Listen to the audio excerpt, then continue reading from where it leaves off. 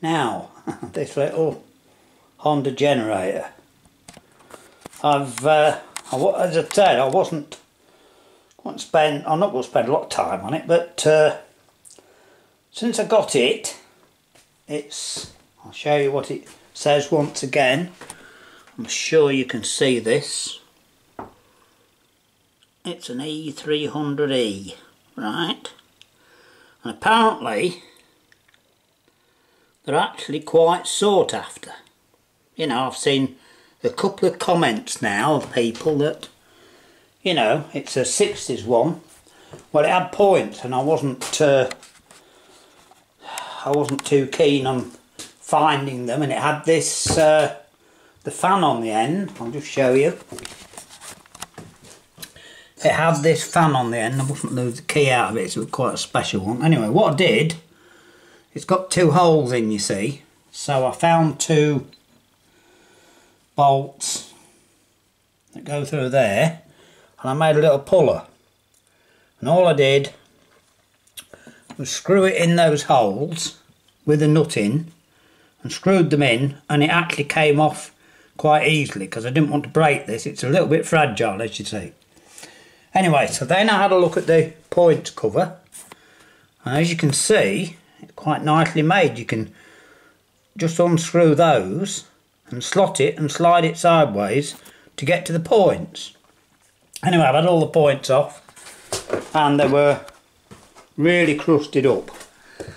So what I've done, if you can see there, it's all nice and clean in there, look.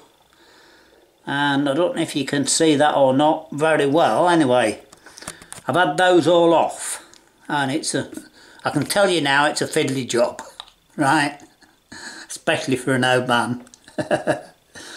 Anyway, I put them back on again, and I've gapped them. Well, I don't know what the gap's supposed to be. It's got a gap, right? I think about 9,000, like that, and what it's supposed to be. Anyway, I thought, well, oh, it's not going to have a spark now, is it? I couldn't really test it in any other way, so I thought I'll just see, and I'll reset up and show you. Now, the recoil spring's gone, as you know. I don't know if you'll be able to see this or not, but I took the plug out and tried it, and much to my surprise, it had a spark. I think you've seen one there. Right, I've got to wind this recoil up every time with a socket for now. So I haven't got a spring for it, well, not a proper spring, but I've got the spring off the brig, so I've got to have a look at that. But if not, it'll really look to a drill. I'll just do it again and see if we get another spark. Can you see? Yeah. There you are. Look, you can see it's got a reasonable spark, hasn't it? Now, the only other thing to show you is this plug. I think it's been out a lot of times, and the threads are a bit dodgy, to say the least. They're very gentle, so I'm only screwing it in finger tight for now. Anyway, once you've got a spark, that's well, for me it's a big deal.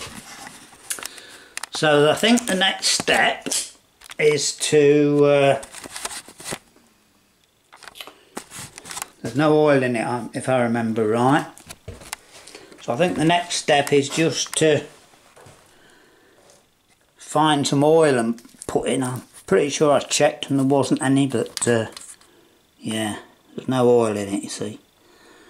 It's a bit wet in there, it's it's just run out, no doubt, or tipped up or something. But also, oh dear, I've got to screw that in there. Don't like plastic threads.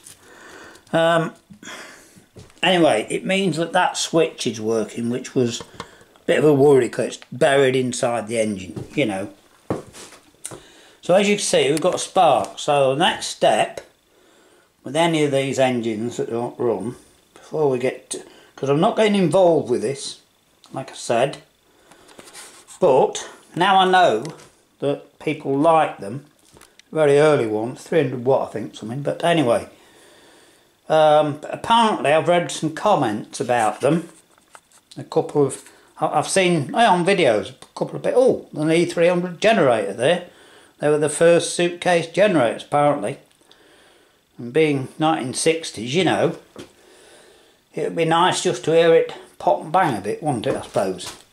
Anyway, that's, so we've got the first step done.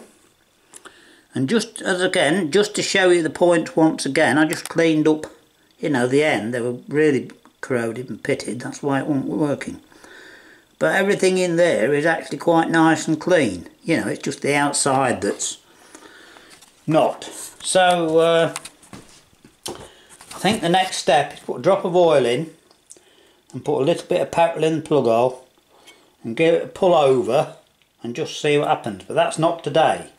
It's, what time is it now?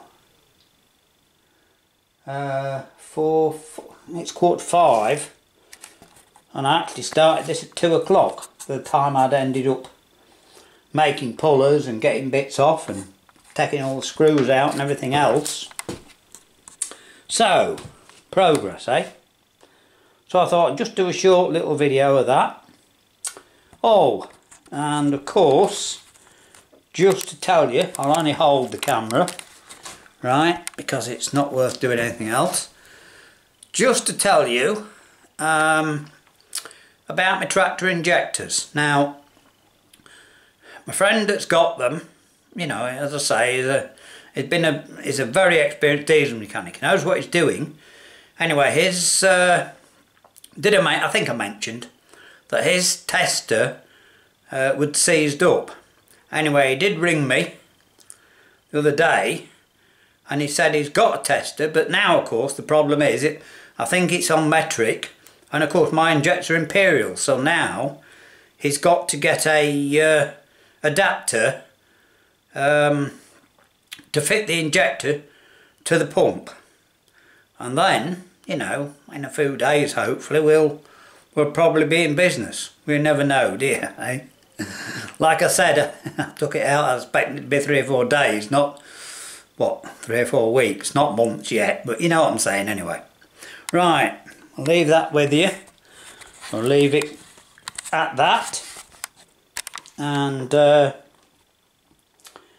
yeah, we'll get this running, and then if anybody wants it for, you know, not pennies, but, I don't go off on my pennies, but as I say, they do seem to be a little bit desirable, these.